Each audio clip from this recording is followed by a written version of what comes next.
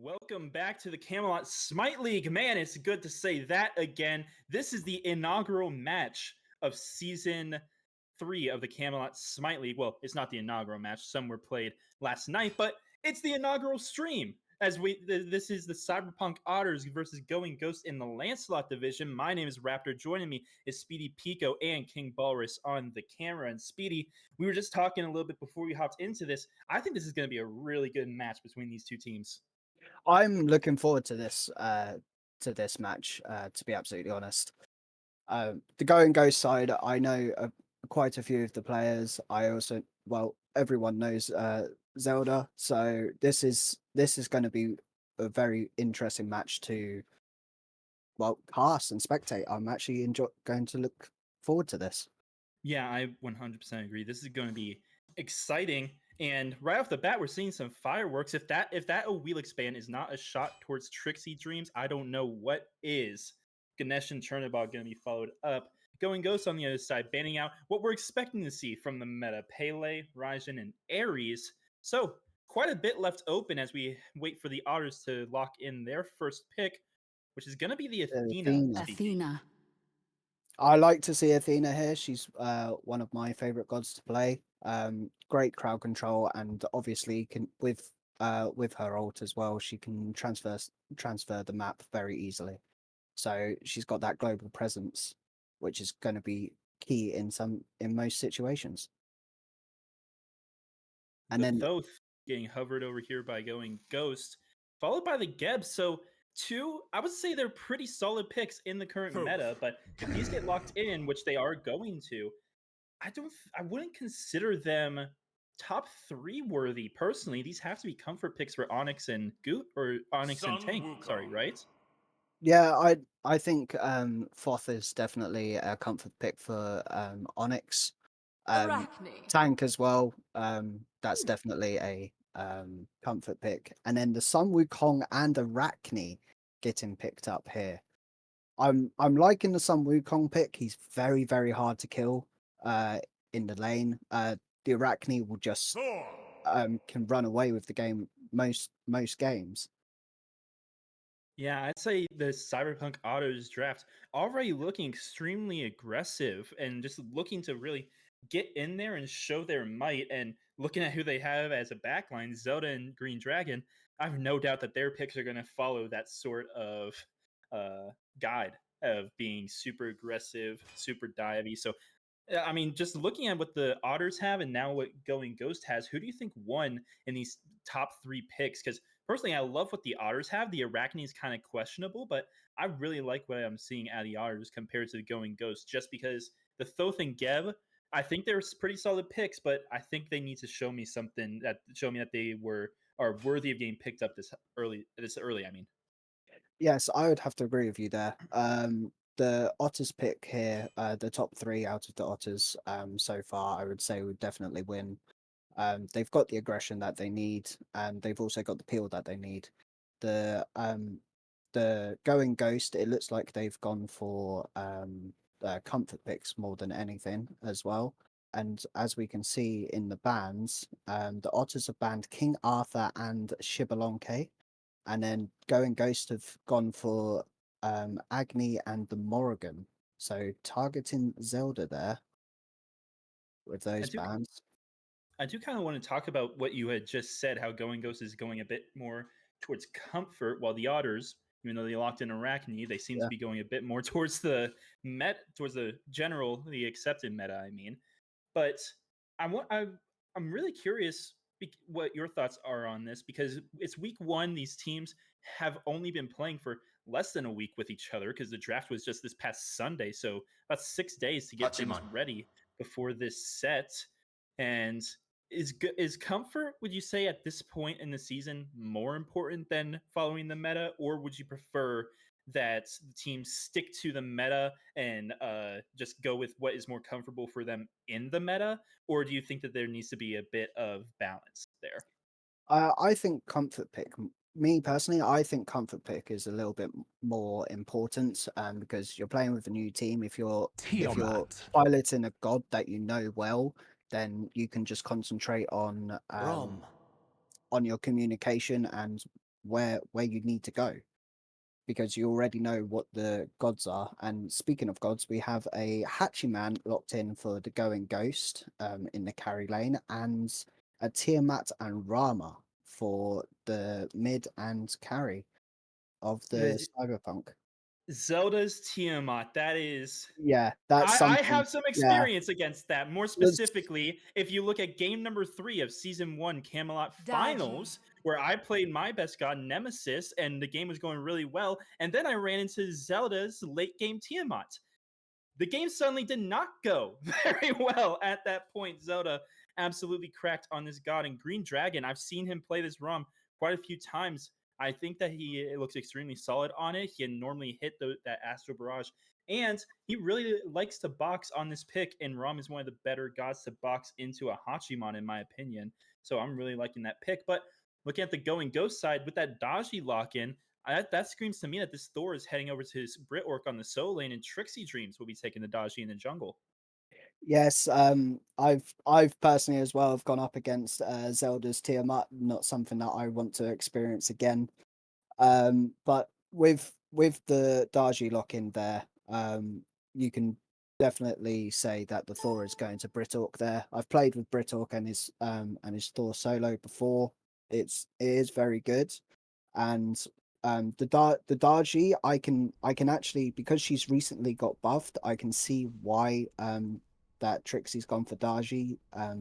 Daji Trixie's Daji is actually very, very good. I've played with him with his Daji before, and he's carried me to a few victories from it. Yeah, I mean, Daji is one of my favorite junglers. I was happy to see her buffed. She's also one of my least favorite junglers to go against, just because she has she has that snowball potential. But even if she doesn't snowball, she can do plenty with that powwow, with the 1,000 cuts in the trickster spirit, just to make the enemy team's life a living hell. And so I really like Daji, and I mean, pair that up with a Thor over in the solo lane, that dive from Going Ghost is going to be absolutely insane. But the question is, does how good that dive it really matter when you look at the Cyberpunk Otters draft and their entire comp is looking to get on your backline? So it's not really a dive; it's more protect your own backline. I will definitely agree with you there. The Cyber Otters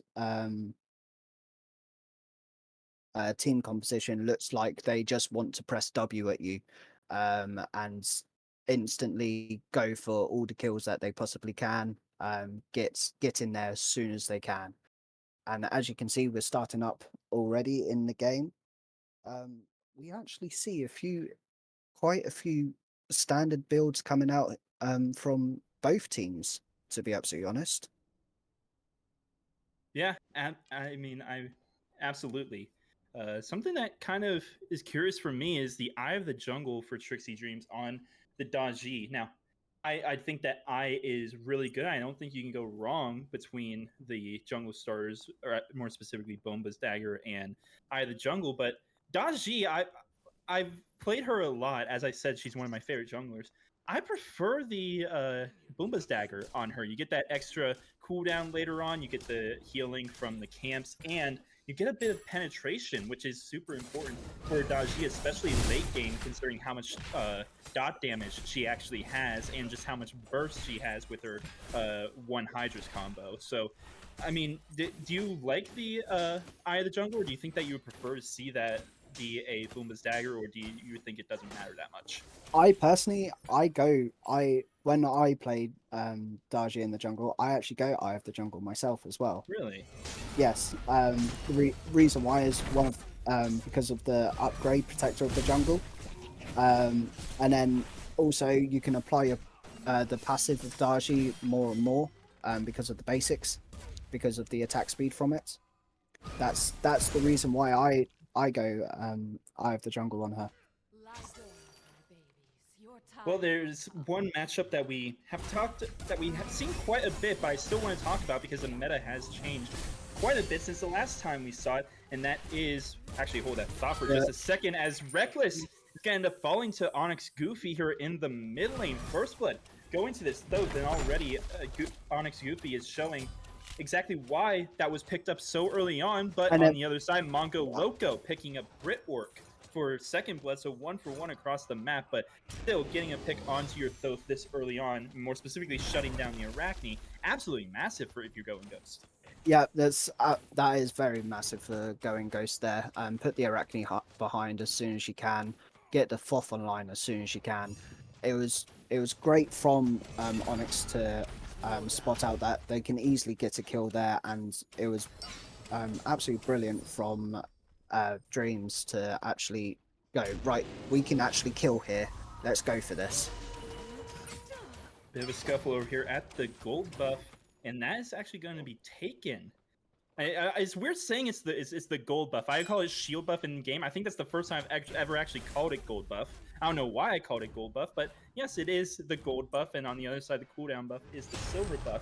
Technically, and meanwhile, in the silver buff pit is Trixie Dreams going to use the Trickster Spirit to try and get in onto Mongo Loco, but using Ox form, he is going to be able to get out and survive, and that's something that Sun Wukong does better than just about anyone else. But with the blue buff spawning and no teleports, that might just be forfeit. But instead, Trixie Dreams looking to just go back and farm his own jungle. So blue buff invade not going to happen off of that early back. But over here in duo lane, blink in by Reckless to try and pick up off the taunt from Devo Comes.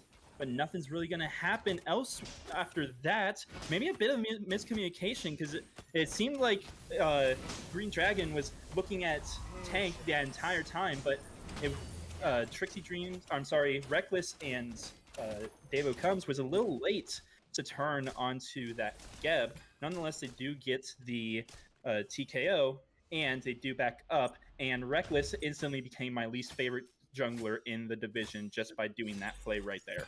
Yeah, leaving 1 minion up.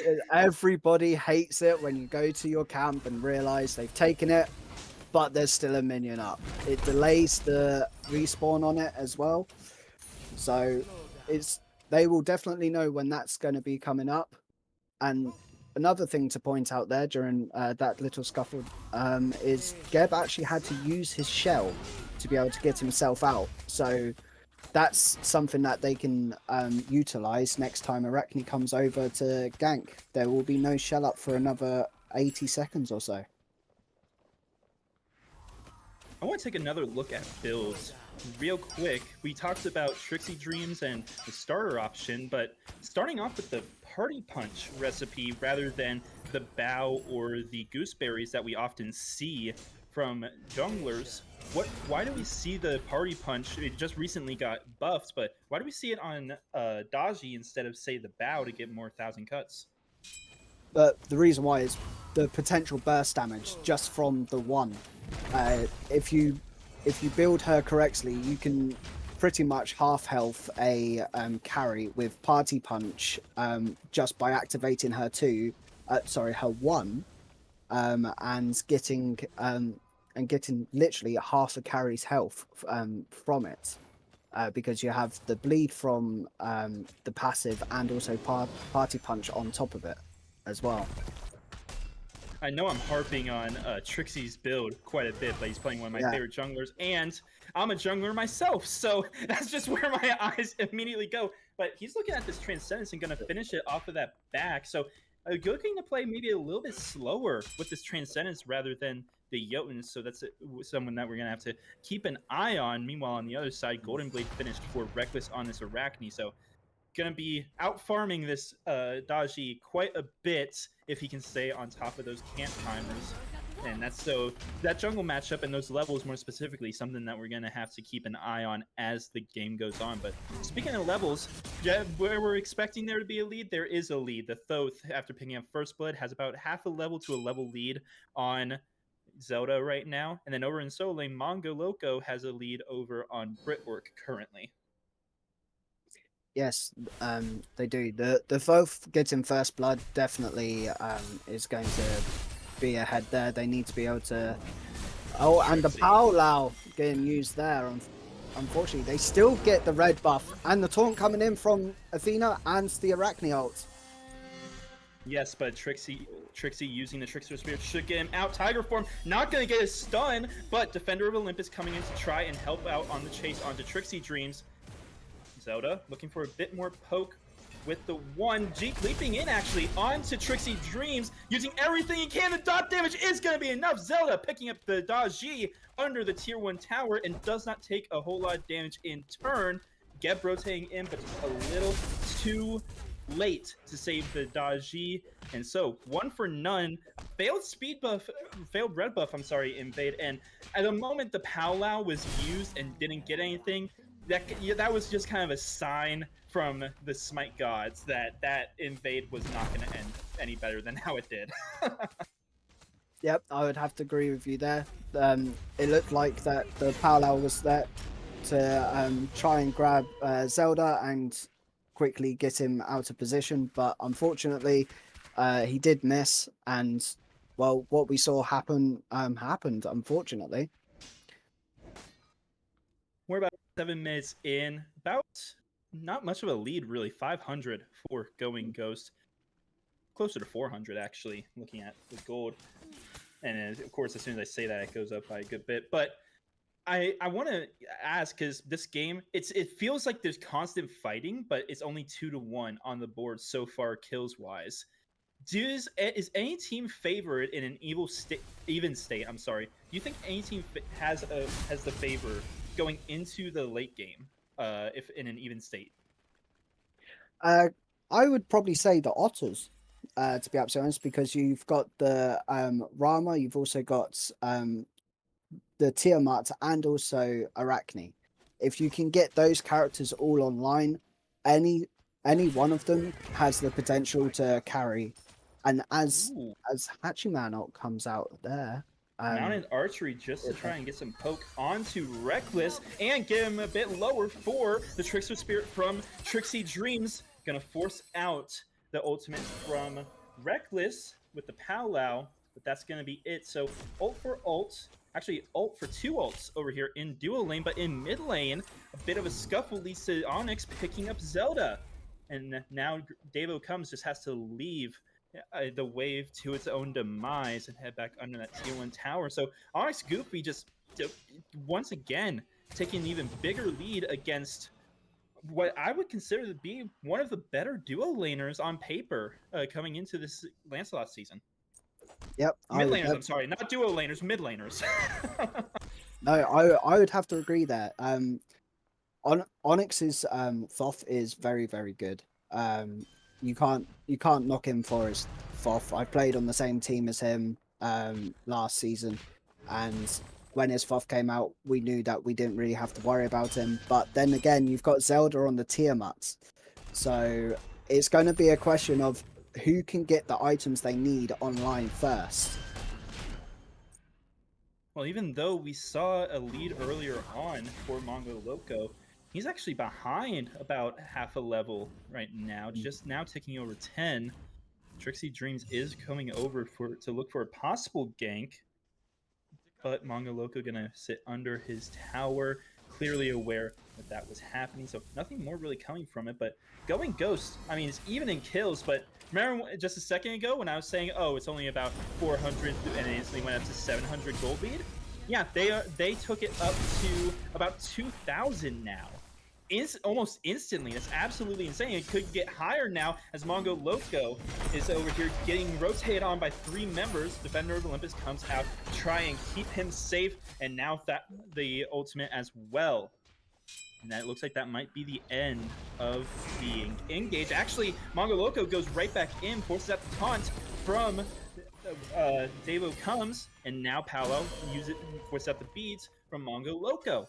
And Devo Comes and Mongo Loco going to sit right under that tower, but Onyx Goofy was right around the corner, and with that final judgment, could have done some real damage. So good for them to make it back under that tier 1 tower. I just realized something on the map. Pyromancer. It's supposed to have spawned right now. Wait, no, they just took Bright Harpies. That I was about to say, did Pyromancer already go down? No, they just took Bright Harpies. I'm not that bright, but yeah. I was like, there's no way Goofy solo Pyromancer, right? because he didn't. No, that's at a certain time. If you kill the harpies, then the pyromancer will spawn. So, I was actually thinking the same thing. I was looking at the map, going, "Whoa, why is pyro down at the moment? No one's taking it." But yes, as we can see, the boxing match going on here, and then Trixie coming in for the. Oh. Trickster Spirit and 1,000 Cuts is going to spell the end of this drama. But now Trixie Dreams doesn't have the Powwow, so he's not going to be able to escape himself. So 1-for-1 trade across this duo lane. Reckless is able to pick up his first kill. That's the second death there for Trixie Dreams, but still holding on to about half a level lead now. But with those 10 seconds, Reckless could really gain this gold back. The beacon's up, so, and the first ones on there are going Ghost, but Zelda and Davo Comes are here to contest it.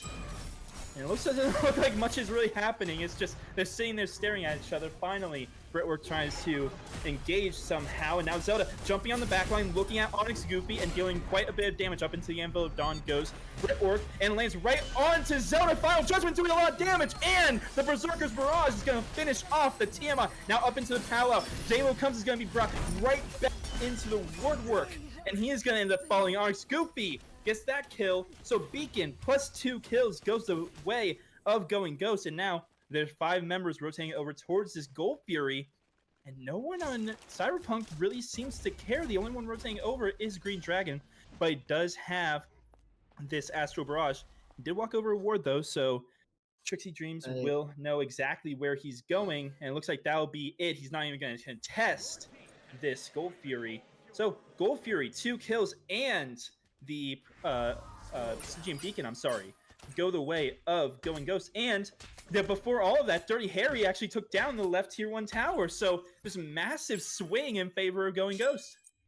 Yep, as you can see, they're up 3,000 gold now just from that. That was brilliant from both Onyx and Orc there as well. The communication that they had to have to say for Brit to go, I'm gonna land on the Tiamat. How long is your ult got to charge? And then being able to follow up on the stun straight away. They even got Zelda's beads out of that engage as well. And then the Powwow coming out to be able to pick the Athena up after, even better. You couldn't be any more happier as the Go and Go squad there. Well, we don't have to get it mistaken any longer, Speedy. The Pyromancer is indeed up. We just watched it spawn right there, so we do know for a fact the Pyromancer's up this time. So if it goes down, that means that someone takes it and has a runic bomb in their inventory, or not. You know, who knows? Maybe a team is feeling spicy and saying we don't need that runic bomb just yet. But with that right side having both objectives, I'm expecting to see both teams sort of linger that way and make sure that the other doesn't do anything crazy, like say 4 members grouping up on this Pyromancer.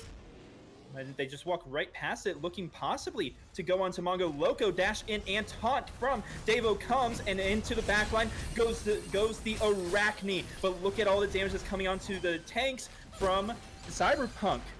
Meanwhile here, look at Davo Comes. He's trapped, and Trixie Dreams will pick up that kill, but he might just fall on the rotation in from Reckless. Reckless will pick up the kill thanks to the dot damage, and he will be able to escape. So 1-for-1 across the map. Jungle for support so far, but Cyberpunk are the ones retreating. They just don't have the health bars compared to what Going Ghost has. And Onyx Goofy, look at the poke and the damage that this Thoth can do just while staying completely safe. This Pyromancer is now pulled, but instantly dropped once again. Health bars just aren't in their favor, and the respawn from Davo Comes means that he can just use Defender of Olympus, come right back in, and nearly takes out Brittwork for it. Now 5 strong, but Reckless is going to have to back with such a low health bar, and the Pyromancer, it still stands, and Going Ghost still kind of looking at it. Finally, they all seem to go their separate ways and go back to farming, so one for one so far in the around the Pyromancer, and the Pyromancer still stands. Tank taking a little bit of damage off that taunt, but not enough follow-up, so the Geb will be able to just walk away. But now Cyberpunk, they could be looking at this Pyromancer getting a Sentry Ward down, and they are going to pull it. Onyx Goofy is right around the corner. No Final Judgment, though, so steal potential a little bit lower than it normally would. I mean, is this fight around the Pyromancer ever going to end?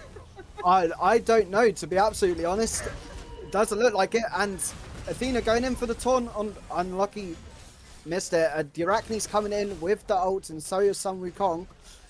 The no, Goofy cut a little out, has to use the beads, but the Paolo, wow. Reckless, a beadsless Reckless under tower. So once again, the Arachne is going to fall, and 5v4. Final Judgment coming out, looking for damage, not going to actually send it, because they don't need it. Honest Goofy gets credit for the kill, onto Dave comes. Judgment finally going to be sent out, but go wide left. Now Mongo Loco using the Summoning Soul Clap to land in the middle of 5 people, and Honest Goofy gets a double kill.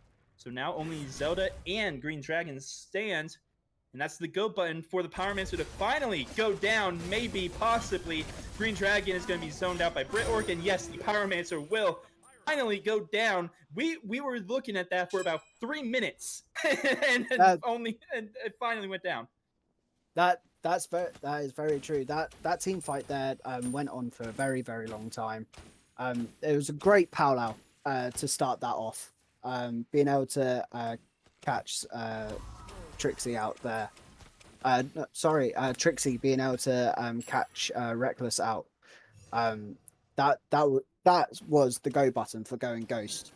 Right there, and then being able to pull the Arachne away and go, you know what? Let's just go, and then we can secure this Pyromancer, and they also secure the beacon. And it looks like they might try and go for the Gold Fury. I mean, why not, right? You already have a major lead, especially if you catch out Reckless here. Anvil of Dawn coming out to try and chase down this Arachne out of her ult, but might be out of range as she enters the tier 2 tower. And yes, the Anvil of Dawn will land just straight onto the Gold Fury, so the Primal Fury should be going the way of going Ghost unless there's a Miracle Steal. Astral Barrage, perhaps. Final Judgment off the mark! But Going Ghost does secure it before the Astral Barrage comes down. Powwow also expended, but just out of range is Green Dragon. So nobody falls, nobody dies, a few close calls, but Going Ghost does secure that Gold Fury in the end.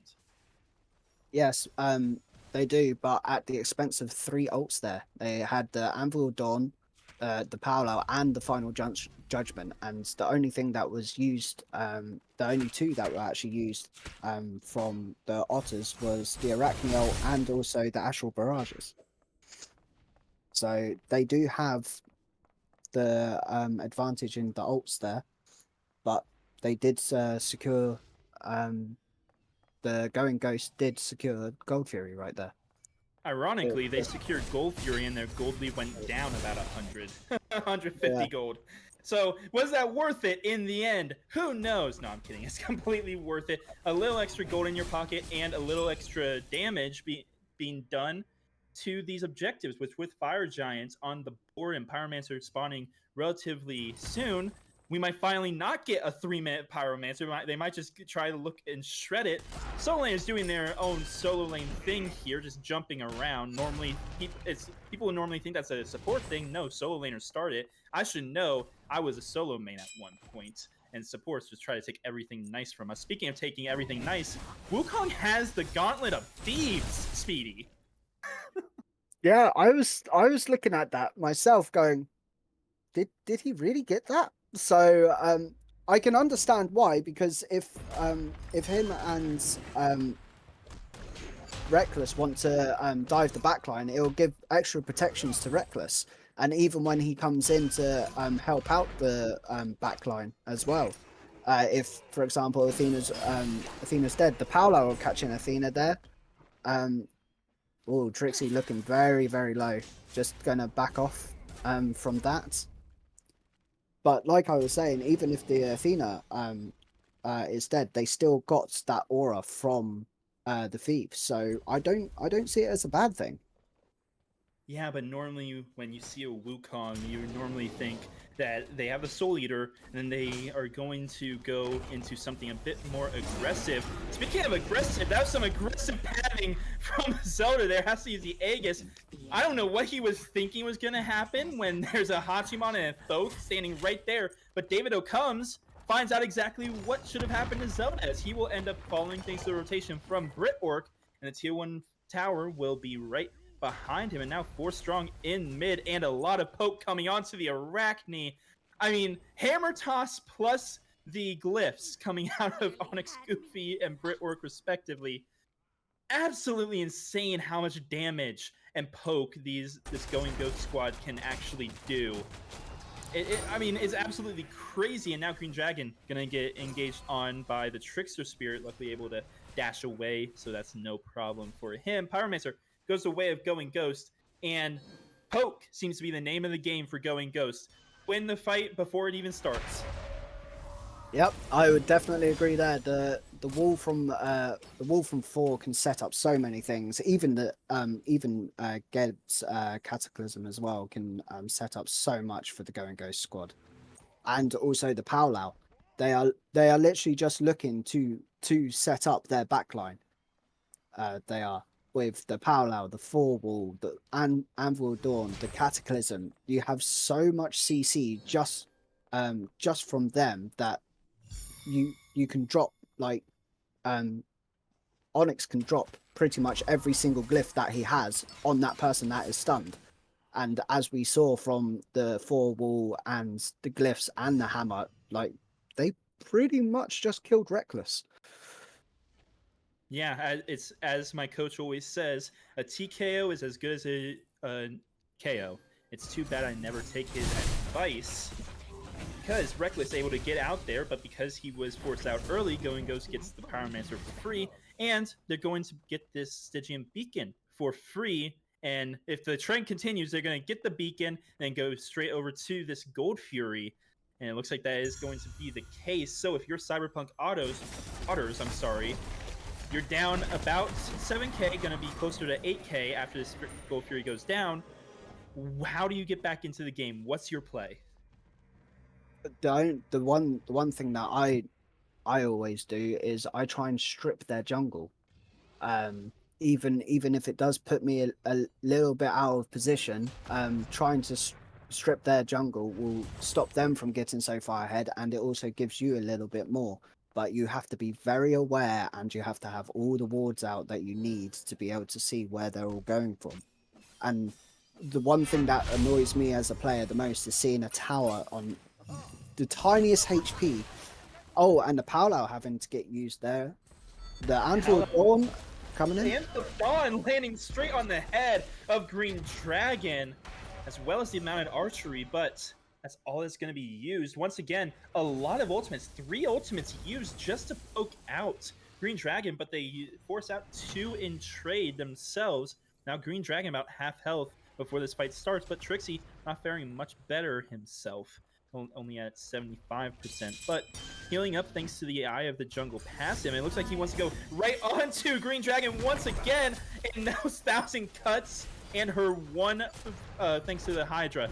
Absolutely insane amount of damage that this Daji can put out. Final Judgment only going to hit. Davo comes, and he's going to be forced to back off, but into the back line goes Trixie Dreams, and her team is right behind him. And now Zelda, in a whole lot of trouble, has access to the leap and gonna use it to escape. So the Tiamat is gonna be fine. The Athena, I don't know so much, and Trixie Dreams will get credit for the kill. However, support might be traded out for support. No, Evil Dawn gonna be used to save Tank, and Tank is gonna survive. Trixie Dreams with the double kill. Swemasaur Cloud forced out from Mongo Loco. And now 3 down for the members of the Cyberpunk Autos. Still 5 strong if you're Going Ghost.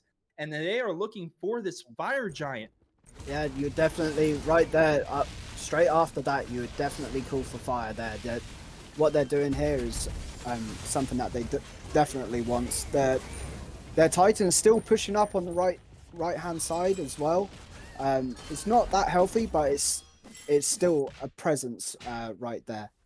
And the fight just there, was all going ghost from the get go. To start off with, it was the Daji going straight onto Green Dragon in the mid lane, realizing that they're not in the position, and that's what started it. It's like getting Green Dragon back low, and then eventually killing him. The kill going to Geb right there, going to tank, and that was literally the go button. Realize that they don't have a carry. Reckless? I think we might be having a pause in a moment because I think Reckless has lagged out, unfortunately. But looking at the game state, 27 minutes in, 11k gold lead just about for Going Ghost and Fire Giant on 5 strong. And there it is, Reckless DC. So we should be getting a pause here momentarily. And there it is. So, Speedy, this is the perfect time to ask about the base defense from the Cyberpunk Otters. I think that personally, I think that they could have a pretty good base defense between Zelda and Green Dragon being able to keep the waves out. But the question is, how do they handle the dive from Going Ghost if they decide to all in under Phoenix? Well, that's the thing as well. You have the taunt, you have the knock up as well from the Athena Wukong and the stun from Wukong as well. So they are things that you can utilize to be able to get the dive off of your back line. But I think the Going Ghost dive is pretty strong. It's like if Brittle goes up, gets a really good Anvil Dawn, and then the Powwow as well, and Final Judgment. That I have a feeling that they could probably like wipe one or two of them just from that combo right there. Use the Powwow, drag someone in, land on them with the Anvil Dawn, then the Final Judgment to finish them off. You might get one pick, but that's a pick that you're going to go, okay, we're still 5 strong. It's now 4v5. We just push. They could even probably get the all the towers and maybe a Phoenix as well if they play their cards right. Yeah, absolutely. It is important to note that they do still have 3 towers to go through. So if they do win a fight and get a Phoenix, they can't exactly end, or at least it won't be easy to end because that Titan will still be quite tanky due to those 2 tier 2 towers still being up.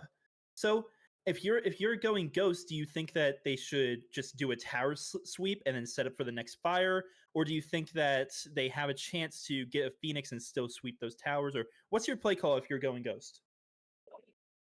my play call would be they're pushing up the left lane here. Mm-hmm. So I would say get the all the tier 2, so sweep from left to right, and then if you've still got enough time, try and see if you can get the Phoenix as well. If not, then fall back and get the Gold Fury, and then just extend your gold lead even more, the experience even more, and then next time start setting up around Fire Giants, and then after that it will be get the Pyromancer, then go for a Phoenix with the Runic Bomb. That's one of the ways that I think that they can play it. Yeah, I completely agree. I think that there's multiple ways that they can play this upcoming siege. They do still have 3 minutes, give or take, 3 minutes minus 10 seconds on the Fire Giant buff. So they're not exactly rushed to do anything. So they can take their time, get this left tier 2 tower, and then just wait around for a minute, see what Cyberpunk gives them, see if they can take that Phoenix or just go around and sweep the towers. So it's really up to Going Ghost and see what they want to do. As being pointed out by production, they do have 2 runic bombs, one on Thor and one on Geb. So tank and Brit work. Once they get in there, the Going Ghost squad can really just get pretty much whatever they want as long as they, as you said, play their cards right. But something I want to look at real quick is this Arachne. He's 2-3-0, so he isn't doing nothing but second or third to last, I'm sorry, player damage on his own team.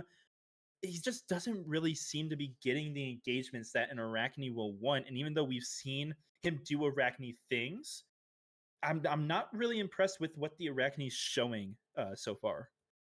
No, I would have to definitely agree there. The reason why I think is because whenever he goes on to Trixie Dreams goes straight into the ult, and then unfortunately Reckless will have to ult to get away if his speeds are down. He just can't seem to get into their team, which is really unfortunate because if you get an Arachne into the back line, then the Arachne will sweep everything. The Hachiman, and even the Thoth, they can catch up to the Thoth when he dashes away because he can have his ult, the ult up. The same with the Hatchman. If a Hatchman actually ults away, you can go up into the Arachne ult and chase after him as well. And well, the pause is over. We are back into game number 1. Going Ghost having about 11k lead currently, and Fire Giant on 5 as they siege up and looking for this tier 2 tower in left. Meanwhile, look over in right. Britwork looking to split push. He does have that Runic Bomb plus Fire Giant, so he can absolutely get away with a little bit. Actually, it looks like he used it on that tier 2 tower, so only one more Runic Bomb available for the Going Ghost squad. Knockup cancels the dash out from Dave Combs, and that allows a few glyphs to connect onto this Athena. And so, tower sweep complete. All 3 towers down, and still 2 minutes left on this Fire Giant push. So, what would you say you're doing if you're going Ghost? Primal Fury is up. It looks like that is going to be the call. But once you take that, you still have about a minute and a half with this Fire Giant. no, you see, I would do the whole thing of go for the left Phoenix first. See if you guys can use that. Use the Runic Bomb. You might be able to get the left Phoenix, and then fall back to the Gold Fury. If the Phoenix push isn't successful, take it as a consolation prize. Well, it looks like they did what you were saying, but just in the opposite order. Now, pushing up this left-hand side are all 5 members, mine with Trixie Dreams being a little distracted by farm. As a jungler, I completely get that. You're like a pirate. You're just addicted to treasure. And what's better than 5 treasure chests just waiting for you to take? But this left Phoenix is going to be the target here. And thanks to that Thoth, the long-range poke, doing absolute numbers to Mongo Loco before the fight even starts. Minions go under, and immediately up into the ultimate goes the Arachne, but he's all alone, and he has to back off. So Going Ghost, one wave goes in, you do no damage to the Phoenix, and already you feel like you're winning a great wall and double tap, as well as a Cataclysm Final Judgment. Gonna finish off Dave O comes up into the powwow, and Anvil of Dawn will finish off Green Dragon for his 3rd death of the game, and the Phoenix will be right behind him. Still 5 strong, but a couple low health bars. I don't think that they are going to look for an end unless they get at least one more pick. Cyberpunk Otters stepping up, but that's all they really can do. And now Mid Phoenix gone as well. One more Phoenix still standing. And it looks like that is going to be the call. And the Cyberpunk Otters won't even show face before this is gone. Base is completely wide open, and the Otters, they're gonna have to deal with 3 fire waves, pushing down all 3 lanes. Meanwhile, the Fire Giant spawning in about 45 seconds. So, Going Ghost open the door wide open for that to be the freest enhanced Fire Giant you will ever see. Yep, I would have to totally agree there. The fact that they realized, oh, the Arachne can't do anything, the Arachne's coming in, let's group up, which means that if she would go in, she would definitely die. The recognition from the whole entire team there was absolutely brilliant from the Going Ghost squad there. And then being able to pick out the Athena with the wall, stop the taunt straight away, be able to go in and just take the Phoenix without using the Runic Bomb. They took the left Phoenix without using the Runic Bomb, and then they took the mid Phoenix with the Runic Bomb, and because they had so much pressure, and the other members of the Otters were in the fountain. They were able to take all 3 of the Phoenixes. Tiger form gonna get a stun onto Tank, but that's a very tanky Tank, so he's gonna be able to be just fine. So the questions were asked during picks and bans by me. You gave me an answer, and the Go and Go squad answering them as well. This Thoth and Gev have been absolutely critical to what they have been doing this entire game. So I think that they've proven that they're worthy to get picked up that early on. Onyx Goofy obviously 706 on this Thoth, and then 1011 from Tank. Those cataclysms, those shields, those glyphs, those final judgments have done so much for this Go and Go squad. So if you're Cyberpunk Autos, maybe you look to take one or both away in game number two, but that's leaving a lot open as well. EFG has spawned and is already down to half health. The members of Cyberpunk, I'm sorry, a little late to this, and I didn't realize he was up. Neither did Zelda, and that's going to cost him his life. Trixie Dreams getting credit for that kill. Palau not going to pull in anybody, but Reckless is able to pick up Onyx Goofy. That's a massive shutdown, but he's going to pay for his life. So 4v3 with 4 members having EFG and no Phoenixes to stand by, this could be game here. Speedy Pico.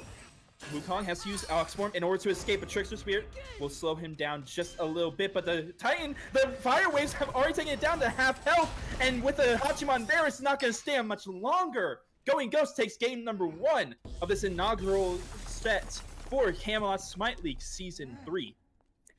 Yep, that set right there. I said that the Otters had the better team, and Going Ghost just said, you know what, let's just show them up. Let's make sure that they never doubt us again.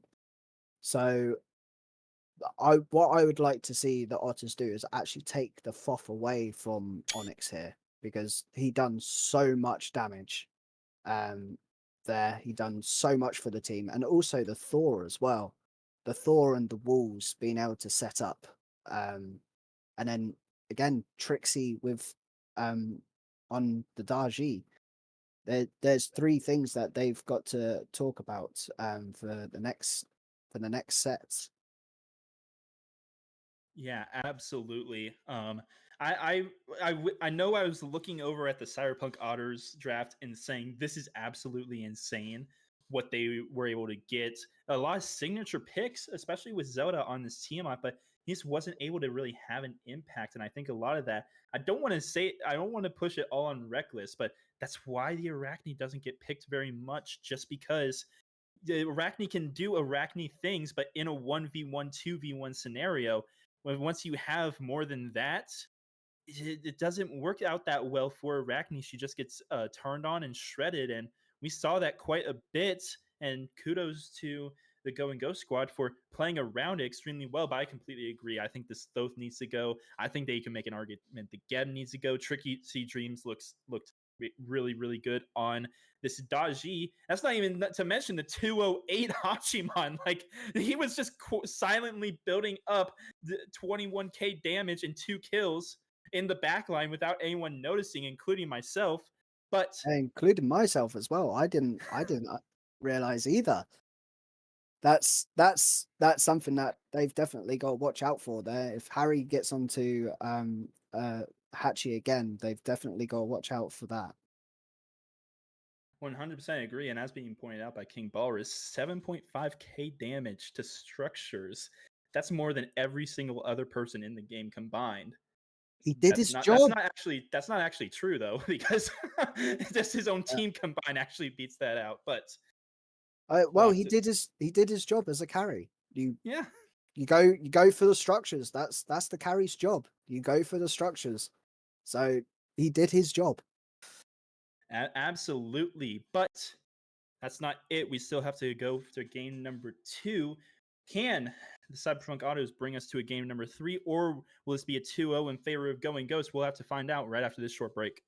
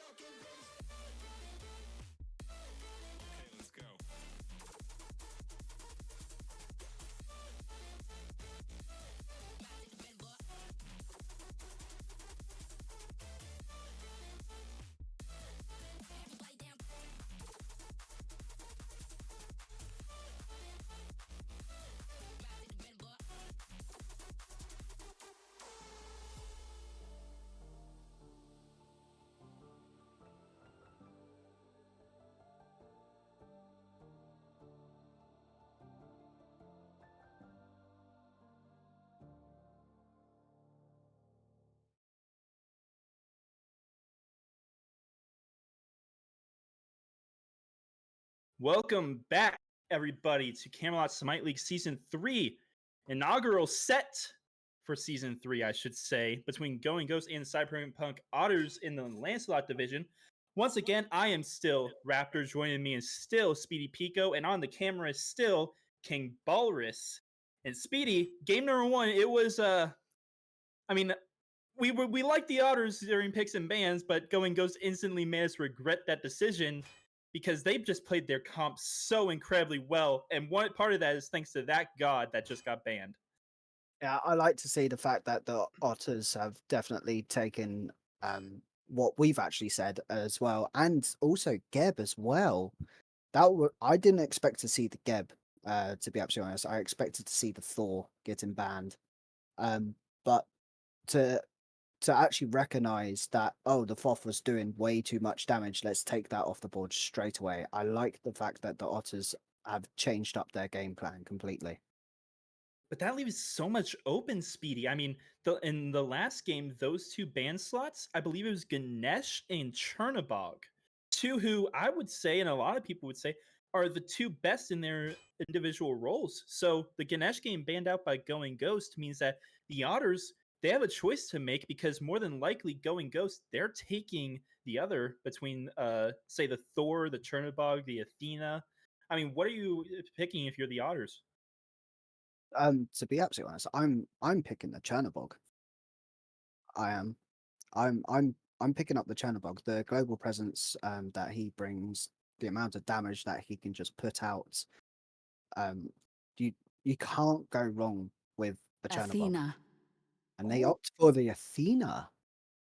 Okay, so I think that answers the question of what Devo Comes is really confident on, or maybe Green Dragon just isn't comfortable on the Chernobog. You gotta remember, this is the Lancelot division, so maybe they're not confident on everything. But that is something that we didn't mention. The Ganesh being banned by Going Ghost means that the Raijin will make it through, and he's gonna there's the get picked up Chernobog as there. well.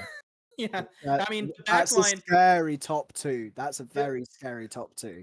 Instantly, I know we still need to see what Zelda and Green Dragon pick up, but instantly Onyx and Harry, I think that they won the backline draft in my opinion, because Raijin and Chernobog, absolutely insane what those two can do. I mean, Raijin once again filling that poke role. There's not many better picks than the Raiju for poking, and Chernobog. I mean, it's Chernobog. Everyone knows that Chernobog is one of the best, if not the best carry right now. So, I mean, Going Ghost, we still need to see what Zelda and Green Dragon picks, as I said, but I think the backline draft already goes in favor of Going Ghost. Yep, that you couldn't say anything more there. You've got the Raijin, the Chernobog for Going Ghost, and then the King Arthur and the Heimdall there. For the Otters. Both actually got a buff recently. Actually, King Arthur not this patch, last patch, and Heimdall this patch just came out. Got a buff, and we can see Kukulkan getting hovered here. Now that out of the top three, I will definitely have to go with Going Ghost. Out I of mean, the top three. Like, it's hard not to, right? Yeah. I do want to talk about the solo matchup real quick because this is one that we haven't. It's quite common in season 9 meta, but we haven't seen it since then, really. So I do want to talk about that. But first, I have a question for you. You just called him Heimdaller, and that seems to be the general way he's the general way he's known. I believe Hindu man calls him Heimdall without specifying the R. And then his character model, when he's locked in, he says Heimdallir. So what's the correct way to say to call the Heimdall? I've always called him Heimdall. So for me, it's Heimdall. But I'm guessing the character model, Hindalir, I'm guessing that's the correct way to say it. No, it's Heimdallir. It's important to note that the E is before the I because English, their rules are they're rules, but they're more like guidelines, to quote Captain Barbosa. But yep, that definitely is. It's always a guideline. It's like you never know with the English vocabulary. I can't even say it. I can't even speak it. So, you know, but then the other two bands coming from Otters there, a Kepri and a Thor. I like the Thor band. The Kepri is quite interesting.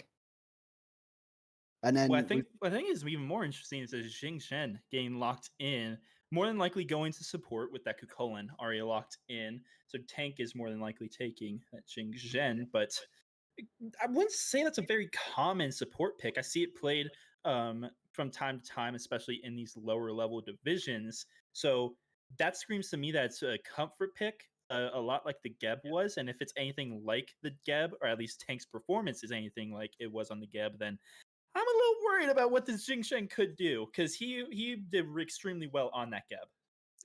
yeah, he also can play similarly to Geb as well. So I actually think it is another comfort pick. I would have to agree there. Mercury! It is definitely a comfort pick. Ooh. And then Mercury. Ooh. I love this pick. I love me some Mercury. So, Reckless, we were a little questionable about the Arachne in that last game. And I a absolutely Evo. I love this. that Yep. I'm extremely happy. Let me go over the Mercury, then I'll leave you to explain the Hebo real quick. But the Mercury, I think he does what Arachne wants to do, which is get into the back line, burst someone down, and then just see what happens from there on. Except I think he does it a little bit better, and he's a little bit safer because he has more ways to get out than just an ultimate. Now, given Arachne's ultimate is a very good escape tool, or engage tool, depending on how you want to use it. But the sonic boom, the quick delivery, they're just really good engage and escape tools. And the swift delivery is on a much lower cooldown. So I absolutely love this Mercury. I'm not sure exactly how he fits into this meta, if I'm being honest, but Party Punch certainly helps him. And uh, being able to go crit a little bit earlier than normal with Mercury, I think that this Mercury it could either win them the game or lose them the game. So my eyes are on Reckless for this game. Yep. My eyes are going to be on Zelda for this game with the Hebo. I've played with. Thankfully, I haven't played against Zelda's Hebo. I've played with Zelda's Hebo before, and so he literally just destroyed the whole entire enemy team. And with Bountiful Bow as well on a Hebo, and if you build cooldown and which you always will do on Hebo with Bountiful Bow, your one is up like every 0.4 seconds. It's a little bit ridiculous. Well, there's always a 1 second like internal cooldown. You could have That's 100% cooldown, and you'll always still have 1 second cooldown. But yeah, Hero Hands, yeah, even without it's the bountiful bow, it is extremely. It feels like it's less than a second anyway. yeah, and even with the Bountiful Bow, it is literally with the Bountiful Bow, it will be on that 1 second cooldown.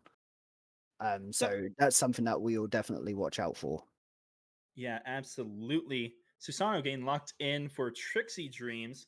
We saw him hovering the Hoonbats, and personally, I think the Hoonbats would have fit a little bit better. Just looking at the comp, it has a lot better setup for the Raijin and Chernobog. It gets onto a Heimdall, and well, I guess it really only a Heimdall a lot easier, in my opinion. And the Fear No Evil is just still one of, if not the It's best yes, assassin ultimate in the yeah. game. I But Susano does quite literally the same thing. I just think I would prefer the Hoonbats, but Susano certainly not a bad choice. No, the Susano, I think is more picked up for the selected targets appliance that Susano can bring instead of the massive team fight oriented ult. You can specifically target with Susano's ult of who you want to knock up and who you want to damage. Susano ult can very easily turn a whole entire team of team fight around. Whereas the Humpback's ult, yes, you can easily engage with it, put people out of position with it. But if they've going to have bees, they can still fight through that. The same with the Susano ult as well. But the Susano ult will bring out more damage with than the Humpbat's ult. So I have a feeling that's probably why they've gone for it. And Trixie on Susano as well. I think he's probably a little bit more comfortable on the Susano than the Humpbats. That is true, and there's also something to say about the lockdown that Susano can have with the winds, just pulling everyone back exactly where he wants to. For let's say a Jingzhen to root them instantly into a whirlwind of rage and steel. There's a lot of setup, so I've kind of talked myself into the Susano, or I should say, you talked me into talking myself into Susano. But looking at these comps as a whole, just I gotta ask, who are you favoring? And I think I already know the answer, but who are you favoring going into game number 2? It's going to have to be Ghost. Like that backline is scary, and um they've got a lot of like the backline is very very very scary. Then they've got a lot of CC in control to be able to peel people off. I completely agree, but once again, the absolute hyper carry, the nature of the Mercury and Hebo that the Otters have, I think that Reckless and Zelda, they're gonna have to be the win conditions in this game for the Cyberpunk Otters. And who knows, maybe Green Dragon will have a much better game on the Heimdall than he did on the ROM. We'll just have to wait and see. As apologies for the delay, but it's every caster's biggest nightmare. Low spectator delay was not on, so we're still waiting for them to load into game, but that's fine. I still have plenty to talk about. Like specifically, I teased that we were going to be talking about this. The King Arthur versus Cucullin matchup. This is a matchup that we saw quite a bit in season 8 and season 9. It was actually one of the most common matchups. And if one of them was game banned, the other was more than likely game banned right behind them. But I gotta ask, in this current meta, how does that matchup fare? Oh, to be absolutely honest, I haven't actually played Cucullin yet since he's had his buff. So I wouldn't know what the difference between his wave clear is now. I know for a fact that King Arthur has good wave clear. He's got multiple abilities. The one thing that I've always called King Arthur is roll your face across the keyboard, God, because that is pretty much what you do to be able to use all of his abilities. So, but like I said, I can't actually say which will come out on top here. I would like to say the Cucullin will come out on top because he's got his transformation that is very devastating, especially on level 2. If you time it right, you can get your transformation in level 2 and get a very very quick first blood if the other solo laner isn't careful enough. Yeah, 100%. I agree with you there. But let's take a look at another matchup, or I guess more specifically, a god. We kind of talked about him a little bit early on. I guess I should say we talked about his name, but the Himdelir. That's just fun to say it that way, so I'm going to keep calling him that. Himdelir over there in the duo lane. I mean, he's going up against a Chernobog. I mean, if you are Green Dragon on this team, what is your plan? Are you just sitting under tower and farming up, waiting until late game, or do you think that he has a chance to try and take it to his Chernobog before he becomes that late game monster that we know him as? Well, it all depends on how he uses the wave. To be absolutely honest, if he's able to use the wave to his advantage, then he should be able to easily poke out the Chernobog. And plus the fact he's got a slow and a knock up as well. The Chernobog has a root and a dash, but being able to slow your target and knock them up so that they can't really deal damage that they want back to you, especially with the knock up, then I have a feeling that he might have the slight edge if he's able to utilize the wave and his 2. Yeah. By the way, I have to give a quick shout out. Happy birthday to Zelda, the mid laner and captain. I'm sorry, for the Cyberpunk Autos. I keep calling them the Cyberpunk Autos. Otters. It's Otters. It's Otters. It's not Otter. It's not Autos. I'm pretty sure. I did it last game, and someone in chat pointed out that I said the Cyberpunk Autos. It's the Cyberpunk Otters. But yeah, happy birthday to the man that will be piloting the Hebo in this game number 2.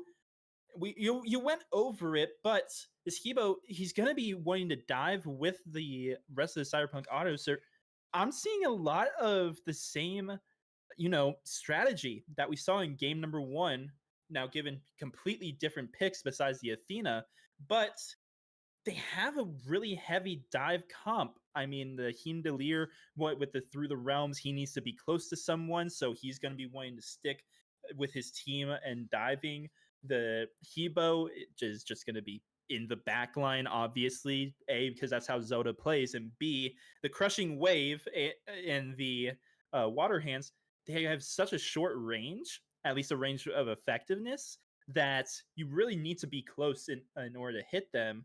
And then, of course, the King Arthur and Mercury will be doing King Arthur and Mercury things, just sitting back there, one-shotting and not dying, respectively.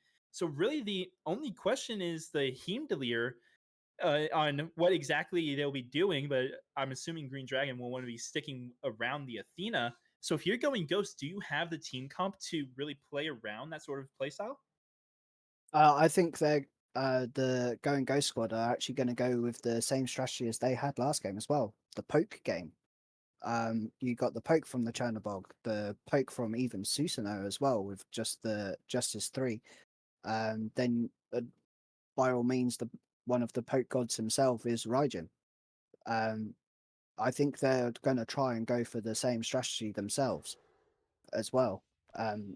It is literally going to be who is going to be able to outpoke and out survive who in mid lane. It absolutely could be. We're still waiting to load into this game, and I'm running out of talking points, so I'm going to ask that we send it to a quick break, and we will be back when we are loading into game.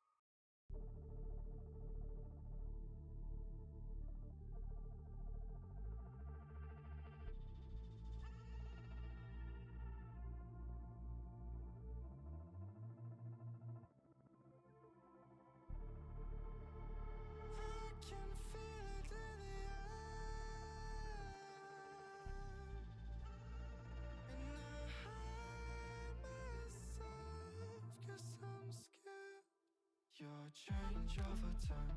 And guess who was right? Your parents told you, kid, make everything alright. You want to be different, but you're still ignorant. You want to have control. You run away from home, desperately looking for strength. No place you can go, no one to stand by your side, too scared to get help. You want to have control.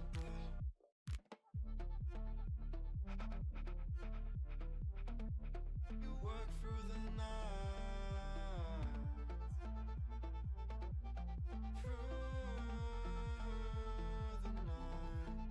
Your change over time.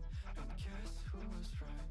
Your parents told you, kid, make everything alright. You want to be different, but you're still ignorant. You want to have control.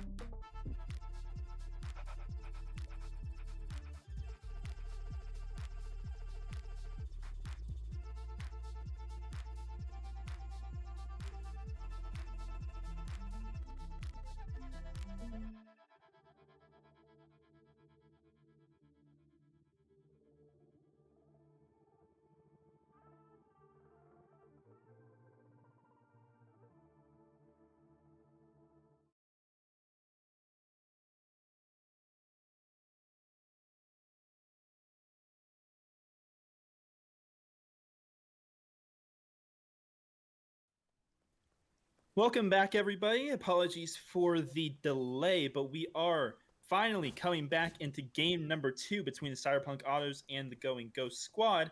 If you are just joining us, my name is Raptor. Joining me, my chair 2 is Speedy Pico, and King Balrus is our spectator running the camera for this game. And Going Ghost took game 1 in quite convincing fashion. Cyberpunk Otters looking to bounce back, and I think they have a pretty good draft to do that, Speedy. Yep, I would have to agree, but to be absolutely honest, I have a feeling that just because of Going Ghost backline, Going Ghost have the edge. That's a very scary backline. I wouldn't want to be going up against that backline at all. Yeah, absolutely. It's kind of crazy that Raijin and Chernobog got through. If you want to see our live reactions to that, by the way, the VOD will be up on the Camelot Smite League Twitch channel if you after the set, if you want to go back and watch our live reactions to those two games through. But let's just say that we were all as surprised as you probably were when you tuned in and saw that. But I did want to ask you real quick about the builds of these solo laners, more specifically, both of them going the silver breastplate to start off, and then golden gooseberries for Britwork. I've actually seen Cullens in my game going golden gooseberries. It's almost the same sort of thing as seeing a golden blade on a Thanatos, not a Thanatos, on a Hercules. Sorry, and then both of them going into the breastplates. I can actually see that working out because if they go into the breastplate of Valor, then that recently got a buff. Both of the upgrades for that recently got a buff, so I'll be interested to see if they actually go for that. So it doesn't make sense. Now, as you were talking about it, I realized something, that if he did go bow, he would need to stack it by spending mana. And does Britwork's Rage count as mana to stack Nope. it? It does No. not. So, so that kind of makes sense as to why he would go gooseberries in that case. But another thing I'm noticing, you got a Bluestone Transcendence start here for Green Dragon on his Heimdall. a bit different compared to what I was expecting, to be honest. It looks like he's going for a bit more ability based on this Himdalier. Yep, I have seen Himdaliers go that. I have tried it on him. I've only ever tried it in an arena. I haven't actually tried it in a conquest. So it can do a lot of damage. It's the same as doing it on a Neath. And First Blood going straight away to the Mercury over here on Reckless. That's what you would like to see. And of course, the assist going to Zelda on this Hebo. Once again, we talked about the hyper carry potential for these two picks, especially if they get off to a hot start. Both of them getting a bit of that First Blood bounty. So absolutely massive to get the First Blood, let alone the First Blood, especially on those two characters. And putting this Raijin behind too, extremely important, because we were talking about how potent this late game is going to be with these backliners. Possible blue buff invade coming out from Trixie Dreams. However, Mongo Loco is here to try and foil it. No Mercury to try and stop it though. And it is going to be secured by Mongo Loco, doing quite a bit of damage to Trixie himself. But level 5 is the Cucullin, and he's going to get a nice knockup, but that's all he's going to get, as thanks to the King Arthur letting it rip, he's able to spin himself right out of danger. Yep, being able to just, with King Arthur, your knock-up immune inside when you're spinning around. To be absolutely honest, you can't really stop a King Arthur from Beyblading like he likes to once he started.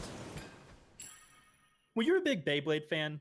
Yes, yes, I was a Digimon and Beyblade kid. I wasn't actually a Pokemon person, unfortunately.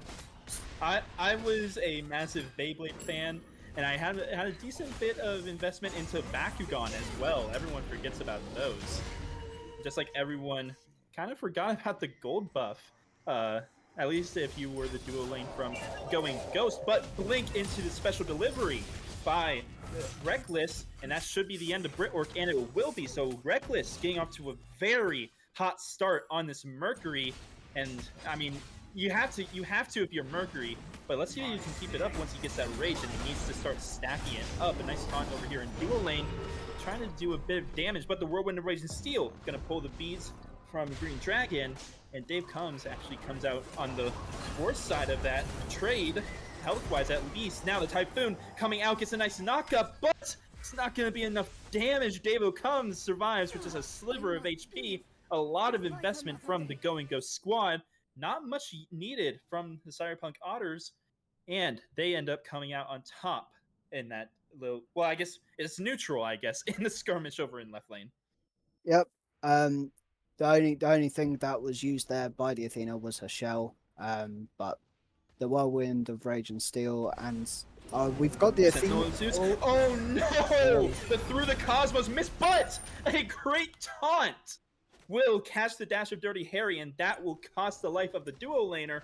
So 3-0 very early on in favor of the Cyberpunk Otters. And keep this pace up, we very well could be going to a game 3 sooner rather than later. Yeah, this is a very different Cyberpunk team from the first game. Very different. They seem to be even more aggressive than they were in the last game. And in the last game, their team was set up for more aggression, to be absolutely honest. Yeah, they seem to have a team that scales better into the late game because they have a Mercury and they have a Heimdall compared to the last game. Don't forget about the Hebo. The Hebo. Yeah, you're right. Well, Hebo should just kind of do Hebo things no matter what point in the game it is. If you're close enough to get hit by water hands, you're more than likely going to die. Just because early on you don't have as much health as you do in the late game. Right? So even though it's doing less damage, it's doing the same amount of health damage to you. The point is, Hebo does Hebo things all throughout the game, but you're absolutely right. Hebo scales incredibly well into the late game as well. So the quick start for the Cyberpunk Autos could be huge. But in the mid lane, Whirlwind of Rage and Steel catches 2, but no one's really there to follow up on it, and he was practically inside the tier 1 tower in the mid lane. So one ultimate down for the Go and Go squad. Tank won't have that ultimate for quite a bit, but Green Dragon over here, I mean, this is about what we expected when we saw the Chernobog locked in. It doesn't matter what you pick to go up against it, unless it is like the hardest of hard counters to a Chernobog. You're not going to win most boxing matches.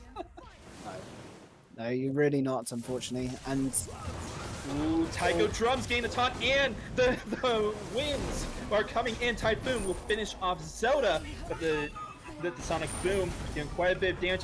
But oh no, will Onyx Goofy survive? No, he will not. The Thunder Crash up down will cost him his life, and now Reckless could be looking for Trixie Dreams as well. Special delivery not available. That means that Trixie Dreams will be able to escape, but 3-0 is this Mercury 7 minutes in, and he still doesn't have that rage to stack yet. So yeah, I can only imagine how much more aggressive this Mercury could get once he finishes that item.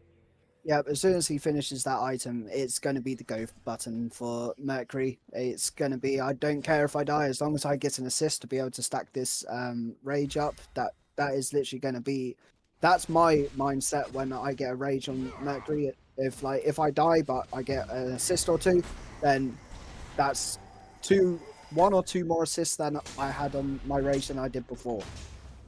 And being able to pick Onyx there during that whole entire fight was very good from him. He did his job as the jungler, went straight for the backline there. Bit of an attempted invade over there on the blue buff, but with thanks to rotation from Zelda and Reckless, gonna be perfectly fine. Crushing Wave traded out and immune from the Whirlwind of Rage and Steel. That's fine though. Habwa has plenty of ultimates to use as while that comes off cooldown.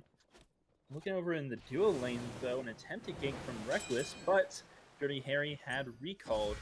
It will cost him his purple buff though, unless he can get there in time. No, he cannot. That rage is finally finished, and with that golden blade, the clear is going to be absolutely insane from this Mercury as he's charging up the Sonic Boom, seeing what he can find, and he will find a green buff, but he'll also find that he's stepping on a ward. So, knock up and root from Tank, but unfortunately for him, Onyx Goofy is not close enough to back him up. Over in solo lane though, Manga Loco gonna get ganked by the Susanoo. Well, the Living Nightmare coming through, and in comes Dirty Harry. Dave comes a bit in trouble, but he's going to be perfectly fine as he is able to escape. So, Going Ghosts don't get much in the mid lane. In fact, they lose a couple buffs thanks to the invades from Reckless, but they do get a kill onto this King Arthur over in right. Looks like they're going to push up to the tower as well and try and get a little bit more damage onto the tower. Teleport not quite up yet for Mongo Loco, but the minions dying will mean that that tower will survive just a little bit longer. And Reckless now coming over to see if he can maybe avenge his solo lane's death with a gank of his own, but not going to find anything, instead looking for this mask buff. And the special delivery means that he will get out perfectly fine, no contestation. No, and it actually looks like both solo laners have opted for the same item. They've both gone Contagion. They have both got knock-ups on them. The King Arthur with his slows and his cripples and stuns will always proc it as well. So, and the transformation from Britwork means that he should be able to survive just fine. But I was gonna ask, yes, there's plenty of CC to proc the contagion, but what is the anti-heal for? I mean, Jing has HP 5, I guess. We're going to be getting lifesteal from both ADCs and likely a little bit from Zelda, possibly. But what else are you getting the anti-heal for? Well, you're getting a Sonic Boom if you're Trixie Dreams, and you're just having to run for your life if you are... Actually, Onyx Goofy might have DC'd there because he did just kind of walk into tower, but two kills there for Reckless nonetheless, and he now has 2 stacks on that rage. I'm still gonna ask the question though. What are you building Contagion for? Because there's not much healing that you have to worry about. No, there's not much healing, but I think they're probably doing it as a deterrent. Because of the damage that can come out of it, as I have been killed multiple times by Contagion, not realizing how much damage it actually does. So they could just use it as a deterrent of, all of us have got Contagion procced on us. Let's quickly just fall back a little bit and then let's go again. And Beacon just coming up as well. Rotations in from both solo laners and both duo laners now. Living Nightmare coming out and tons of damage onto Reckless. He's forced to back away. Tycho Drums gonna finish off Mongo Loco. Trixie Dreams will get the credit for that. And with the low health bars, 2 members of Cyberpunk Otters have to back off. And what, just like in game number 1, Beacon goes in favor of going Ghost. They're instantly going over to the Gold Fury. GF for GG. Yep, straight away. Same principle as they did last game. They want to get as much gold and experience as they can. Start running away with the lead. To be absolutely honest, like Going Ghost have just brought it back a little bit. They're only now down 1,500 from. They're up 1,500 Oh, going up. Ghost is. Sorry, I was just looking at the graph. I was looking at the graph of it going down. No, they're actually up just from that. So, but yeah, and again, the tier 1 tower's already gone as well over on the Cyberpunk side. Something I am finding interesting though, I just looked. Zelda got Blink as his first relic, so he does not have access to beads. He is level 12, so he should be backing relatively soon to get those beads. But I mean, without the beads, I'm very surprised that he hasn't fallen more, considering he's going into a Raijin, Jingzhen, and Susanoo. Well, we did see not too long ago the Defender of Olympus. Oh, Defender of Olympus and Sonic Boom coming out to get the kill. Green Dragon gets his first kill of the set, and onto the Chernobog. That's very big. But continue what you were saying. Sorry. We did see Zelda actually use his ult to get out of the Jing channels not too long ago. So I think he was confident enough that he could time it just right to be able to get out of the danger that he needed to with just his ult. Well, he's looking to give a little danger back to Onyx Goofy with the support of his, support and jungler. But Living Nightmare coming out and coming into the mid lane.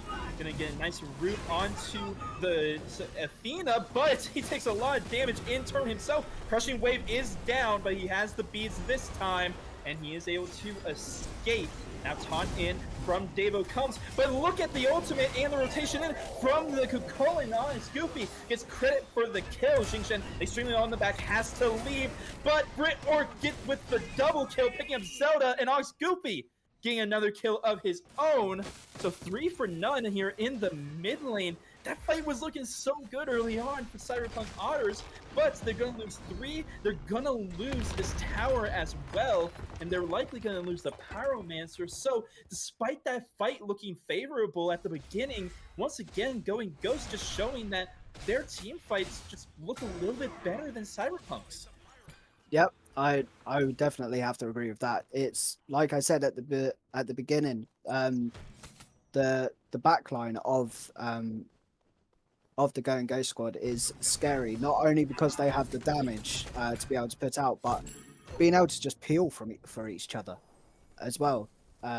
And then you got Goofy as well, who is on the Raijin, who can literally just jump out of the danger, even go into his ult to be able to taunt enemies away. The root from Harry as well, from the Chernobog, and the ult to be able to just delay as well, going up into the air, so that his team can come and help him. So, and during that fight, we actually saw all of that almost come into fruition there. Yes, Harry used his ult to engage, but the peel that Tank gave for his backline there was absolutely brilliant, and that's what you want to see from a support.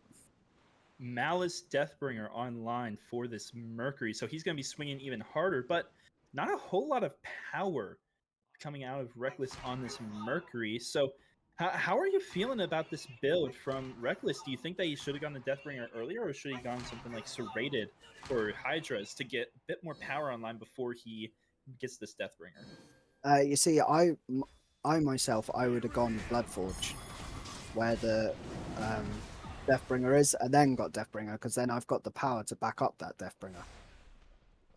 And That's then fair. That's fair. and then I would have gone the Serrated Edge for the penetration. Sonic Boom charging up as this Oni Fury is the target for these two teams. They're not quite grouped up as 5, both of them are, but a rotation in from Brit Orc will mean that it will be a 5v5 here soon enough. And already the poke, once again, we said that the game plan for this Going Ghost is going to be this poke, like in game number 1. Well, so far it is, but the beacon's up, and everyone knows if you're Going Ghost, you can't take the Gold Fury when the beacon's up. That's for after the beacon is taken down. Sonic Boom hits 4, but he's so far away, he can't really do anything off of it. But the health bars are low enough for Going Ghost that they have to back off. But look at Zelda's health bar, he's even lower. Defender of Olympus onto Reckless, but not much coming from it. Whirlwind of Rage and Steel. We're throwing Athena back, and Deo comes, is going down. First kill of the fight, going on to the Susanoo, but the engagement is not over yet. The terrific emblem used, hitting 2, and a nice stun from Manga Loco is needed to get out, and Dream Dragon's gonna fall to Brit Orc, and a great, massive shutdown. Trixie Dreams taking down Reckless, so once again, the beacon fight goes the way of Going Ghost. Once again, they get 3 kills, and once again, they are going to the Gold Fury instantly. The person that I'm keeping my eye on now from for all these team fights is Brit Orc. He created so much space there for his team to be able to rally after that Sonic Boom. Absolute massive ult from him to be able to knock up Zelda, so they couldn't he couldn't follow up with any more damage whatsoever. It's like he created so much space for his team to be able to back him up after. 2 tanks run into a half-health Cucullin in the jungle. What do? Well, evidently the answer is CC him, get hit, proc Contagion, and then just watch him leave, saying bye, have a good time. That's exactly what happened with Devo comes and Mongo Loco there by the purple buff. Meanwhile, Going Ghost Squad, they're not dealing with the tanks, they are dealing with the Pyromancer, taking that one down. And so, I mean, Going Ghost, they're in complete control of this game. Going to be 9K after this Pyromancer, goes down, closer to 8.5 after it goes down.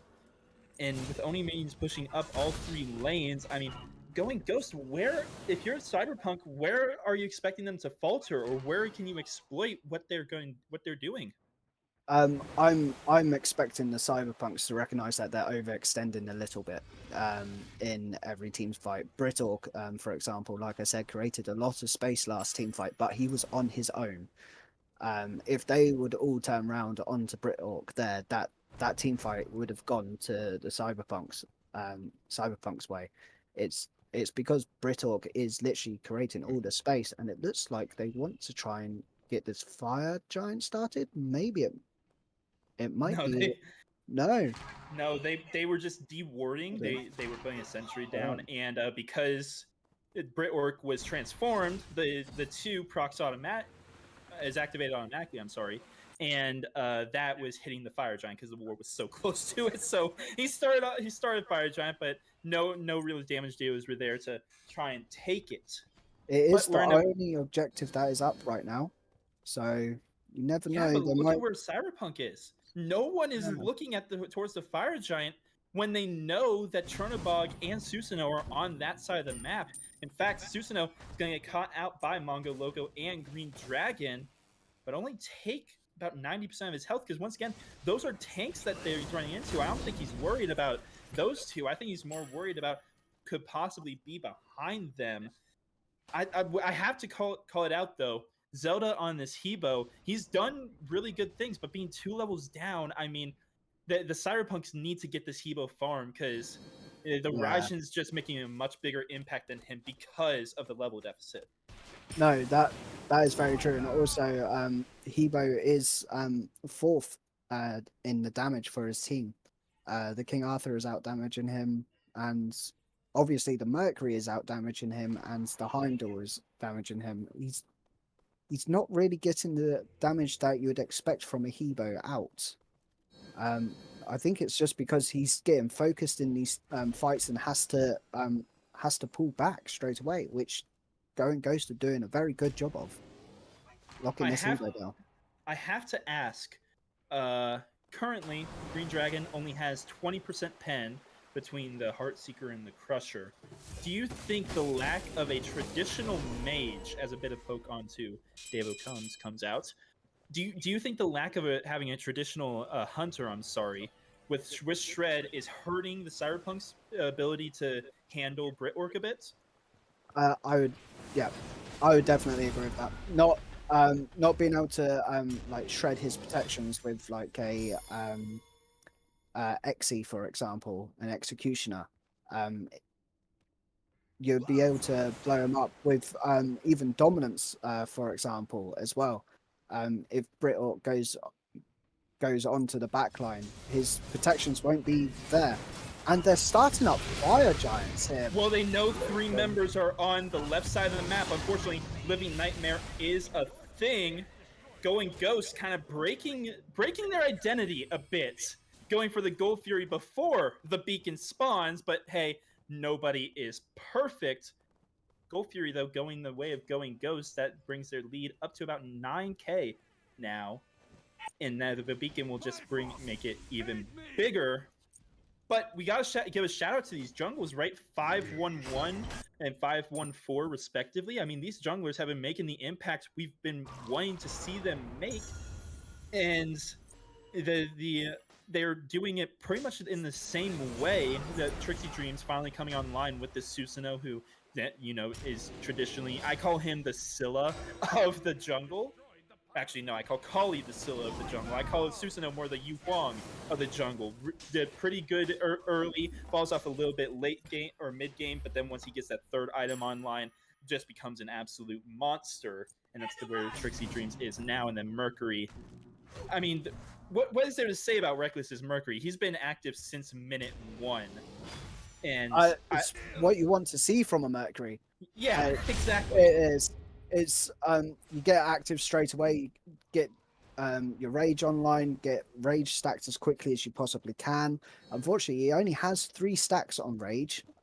He does, but another thing that I've seen is Going Ghost have 3 runic bombs right now, and it looks like they're about to have a Fire Giant as well, unless the members of Cyberpunk Otters can get over there quickly. However, it's not burning super fast. It is only down at half health. Meanwhile, look at where Reckless is. He's got a great flank right here. I don't think he's spotted out. Blinks and special delivery onto this Chernobog. It seems that's the target for the 2 massive damage dealers, and Zelda will pick up Onyx. Goofy Tank will be right behind him in the gray screen, and Trixie Dreams is not far behind. The Fire Giant pull, it ends up hurting the Going Ghost. But look at the amount of damage done there by Dirty Harry. He will end up falling. Double kill there for Green Dragon. But Dirty Harry's able to take 2 with him before he falls. And so instantly, the Fire Giant burn without that Mercury and without a traditional hunter, it's going to be a lot slower. But can't Tank, being up in 10 seconds, really do anything about it? Can Cyberpunk even do this? They're not going to take it. No, they're going to opt to push up the Titan instead, it looks like. Not having a traditional hunter build is probably hurting them a bit here, because if it was a traditional hunter build, you straight away go for that Fire Giant after that. And that was absolutely brilliant from both Reckless and Zelda, being able to spot that they don't have any wards in their jungle. Let's just sneak around and see what we can do. And instantly going on to Harry, making him have to dash, and then because it looks like both tanks dropped the Fire Giant to fight, it looked like Onyx was actually tanking the Fire Giant there, and for Zelda to recognize that and instantly ult him to kill him, that instantly turned the whole entire fight around. Just both of them flanking the way that they did. I mean, that's what we've been waiting to see from this Cyberpunk team since we saw the drafts in game 1, and finally we see it happen, and it turns out to be exactly what we expected to happen from these Cyberpunks. But now Going Ghost, they've seen it, and they've seen it work to fruition. So you have to think that they will be ready for it next time, and already you can see quite a few more wards on the map than last time, but not all of them bot wards, by the way. Onyx Goofy, I believe, left base without any wards. And now all the wards are placed. Meanwhile, look at the inventories of the Cyberpunk Otters. They're ready for this. Davo comes, I don't think was ready to fall down to half health. But thanks to the Defender Olympus, I think he's going to be fine. Look at Reckless, though. This is what he did in the last team fight. He's just pushing up that left lane, and he will rotate in once the Going Ghost squad do something about it. That's something that they can do about it. Take out Zelda before anything even happens. And now the call is to go on to Mongo Loco, and he is not far behind. Dash canceled, and Davo comes. It's forced into the gray screen, and now, I mean, this should be a free gold or Fire Giant. I'm sorry. Brit Orc is sent back to deal with the split pushing Mercury. He actually Sonic Booms all the way over to the right jungle, but he's not going to get here in time anyway. So questionable play calling there from Reckless, or the Cyberpunk Otters as a whole. I'm sorry. Or was it just fantastic fight call from Going Ghost? I think to be honest, that was a very good call from Trixie, realizing that Zelda was on his own, and you had the Mercury over on left split pushing. The other guys were in front of the rest of his team there. So for him to be able to pick that Hebo up, pick Zelda up instantly, it was, you know what, let's just go. It was that go button again. They get a pick and then they go, they fight. That's what this Ghost squad do. I was going to say it. If Trixie and Reckless do not have the same KD at the end of this game, I'm going to have some strong words for both of them, because they were 4-0 at the same time. They were 5-1 at the same time, and now they're 6-2 at the same time. I need to see them keep the same KDs throughout this entire game. So if Trixie gets a kill, you better see Reckless get a kill. If Reckless dies, I better see Trixie dies. If this Phoenix falls, well, then that might just be game, as the Phoenix is already down to half health thanks to the Fire Giant on Going Ghost. But they are able to push Going Ghost out of the Phoenix range without using any ultimates, actually. The only ultimate used was Brit Orcs, and that's enough to keep them just completely away from pushing this Phoenix anymore. They're going to sit back up and settle for this Primal Fury. Now, they do still have 2 minutes left before this Fire Giant buff wears out, so they're not in any rush, but still, I'm surprised to see them back off that hard. Yeah, they dropped the Runic Bomb onto the Phoenix there, realized that they can't actually do anything with it, so they went, like I said last game, they went for the consolation prize, which was the Gold Fury. Well, I'll tell you something that might help them get the Phoenix next time.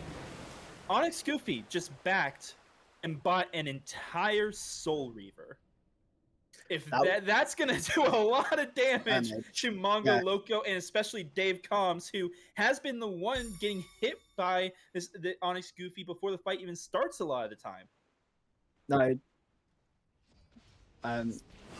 That's going to hurt a lot as well. And we can actually see that some people started doing their relics as well. This fight, was one relic off the table. Aegis forced away from Green Dragon. And that's a massive relic to have down. Won't have it for another minute and a half now, as the siege seems to be pushing up mid. But they just show face and back off once again. So Maybe it won't be this Fire Giant that ends it like it was in the last game, but this next one, which will be EFG, will be absolutely critical. And if you're Cyberpunk Otters, I mean, can you even step up to defend this? You don't really have any waves to defend, but you haven't been faring really well in these team fights. Might have to wait to answer that question though, as we might be seeing one last siege with 20 seconds left on this buff. Members are splitting up, some going to left, some going to mid. Finally, everyone's now making a rotation over to the left lane. 15 seconds until this Fire Giant buff is off. It looks like they want one last attempt at this, but the buff is going to wear off before they even get there. I'm not sure if they totally noticed. Jump in from Bai Jingzhen right into the Whirlwind of Rage and Steel. Bring him back. The Athena, but great stun from the King Arthur will save his support. Crushing Wave only hits the tanks, but through the realms sends Britork right out of the arena. Now, Phoenix is finally being hit, taken down to about half health. Manga Loco has to back up. And Sonic Boom trying to look for the Onyx Goofy on the Ratchet, and he will find it. And the crit's doing so much damage. That's a triple kill for Reckless, and he's looking for the Quadra now as he's joined by his support. And his mid no Devo comms with the taunt will steal away the Quadra. They do lose the left side Phoenix, but Reckless coming out absolutely massive with that Sonic Boom into the back line, picking up 4 kills for his team. And a possibility to look for this enhanced Fire Giant, because none of them will be up before it spawns. No, that fight was going Ghost's way until Reckless showed up. Reckless was pushing up on the right lane, which prompted for Going Ghost to go in. Yes, they did get the Phoenix, but it looks like they might actually have to favor the Fire Giant here, because as soon as Reckless joined that fight and picked up Goofy, that instantly went the Otters. Now I'm getting the name wrong. The Otters team fight is pretty much brilliant with this Mercury around. Without the Mercury, I don't think they can really do much. Well, I was excited to see them go for the enhanced Fire Giant. They started it, but realizing that they don't have Reckless and a traditional Hunter, they got off of it and can't really do it. So they get the 2 mid lane towers and they win the fight. But now enhanced Fire Giant gonna be started here by Going Ghost, and they're the ones who get the advantage. They're all here. The members of the Cyberpunk Autos are late. See, I said autos again. I'm doing it on purpose now. No, I'm not really. But what is on purpose is special delivery, pulling in a great taunt, forces out the beads from the Trixie Dreams, but EFG goes the way of... No, Cyberpunk actually stole it! Cyberpunk stole the EFG! They do lose Reckless in the process, though, and they might lose a couple more. Actually, no, Zelda, oh my gosh, 1,100 damage on that crushing wave. They lose Mongo Loco, but they are able to pick up Trixie Dreams. But the siege continues on. Zelda is finally going to fall. And with 4 members around, they might look for this right side Phoenix as well. And it looks like that is going to be the call. Firemane still pushing up the left side as well. 2 members with Enhanced Fire Giant, Devo Comms and Green Dragon. It's all on them to keep this game alive. Honest Goofy stepping up and getting punished for it. Not helping with his team with the Phoenix. Really did a number on his health bar, and because of that, I don't think that they can end anymore. They are going to back off, and Onyx Goofy could get caught out. No, he will get the back off in time. Tian Xingzhen, though, no, he will not tank. Will end up falling, so that's a really staggered death timer, but still, Cyberpunk Autos, they are the ones with their base being broken. They do have an enhanced Fire Giant on a Heimdall, though, but since it's not a traditional Hunter, I mean, can it really do what you want a Hunter with EFG to do? Well, to be absolutely honest, after just seeing what how much damage he just done to tank there, it's like with a traditional Hunter, his one shouldn't really be able to kill the tank with that much health left. So he is doing the damage that he needs to do, but just not in the way you would expect. But you would definitely that fight there is definitely in going Ghost's way. Very well done for the Cyberpunks for stealing the Fire Giants away, because the way that that fight went, if going Ghost had EFG there, I have a feeling going Ghost would have probably just ended straight off that. And Well, Defender Defender Relentless, Relentless coming out trying to save his mid laner, but will it be enough? Yes, it will. He might cost him his own life, though, and it will. Devo comes, will fall, and that so will the left side Phoenix. And with Fire Oni waves pushing up left and right lanes, I mean, this is a little scary if you are the Cyberpunk Otters. Luckily, you do still have the EFG buff on your Hunter for about a minute and a half. And it looks like the call for Going Ghost is to push up this mid lane with this 5v4 advantage. Currently a 5v3 or 5v2, I'm sorry, because they have some members to deal with the Fire Oni minions. So this mid Phoenix might just fall for free. And the last time we saw 3 Phoenixes go down for the Cyberpunk Otters, Going Ghost just pushed in and ended the game right then and there. Don't know if they can really do it now because there are 4 members still alive for Cyberpunk Otters, and they don't have Oni Fireways anymore. Sonic Boom coming in from Reckless to start off the fight, but it will force him to just back off with nothing else really happening. A decent amount of damage to Honest Goofy. He does also get the Whirlwind of Rage and Steel out of Tank. Now going in is Mongo Loco, and Reckless once again has to use a special delivery just to escape. He's really playing this assassin playstyle. Crushing wave in, and Zelda pays for it. Honest Goofy, it'll pick up the kill. However, Davo comes is back alive, so it is still a 5v4, and health bars are favoring the members of Cyberpunk Autos. Reckless goes in, picks up a double kill onto the back line, and that is a massive 2 picks to get. Looking for a kill onto Tank now, as Trixie tries to chase him down. Fire minions on the Titan, but Reckless able to get a triple kill, able to get a quadra. Can he get the Penta? Can he get the Penta now as Britwork is running away? Mongo Loco and Davo comes trying to chase him down. Will it be the Penta? No, it will not. Mongo Loco is now going to get traded off this team after this week. 13-3 is the Mercury. That might just save the game. Do they win the game off of that? They can potentially win the game off of this if they're able to actually get the King Arthur in there and the Defender of Olympus coming out.